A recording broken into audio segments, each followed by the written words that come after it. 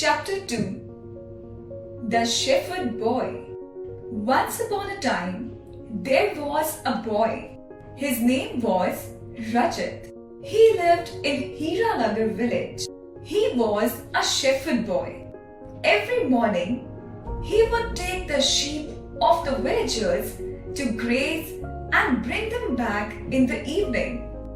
While the sheep would graze on the hills, Rajat would sleep under the shady trees.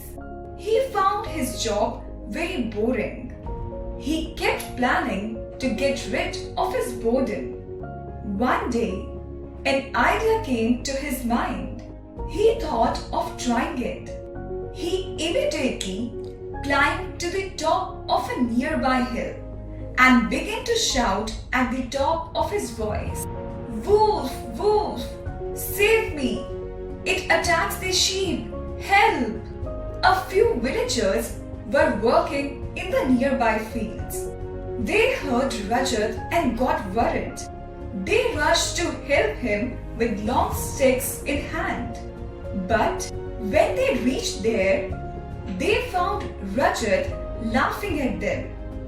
Rajat mocked them and called them silly. The villagers became angry and scolded him. Soon, they returned to their work. But Rajat was amused and happy. He passed a few days thinking of the fun he had. He repeated the same thing twice. One day, a wolf really attacked the sheep. Rajat called out aloud for help. But this time, the villagers decided not to pay attention to his cries. "We will not be fooled by him again. This boy thinks he can fool us again and again. Silly fellow." The shepherd got scared. He immediately climbed a tree to save his life. The angry wolf feasted on the entire flock of sheep, and none was left alive. Rajat returned to his village alone. He was feeling sad and sorry.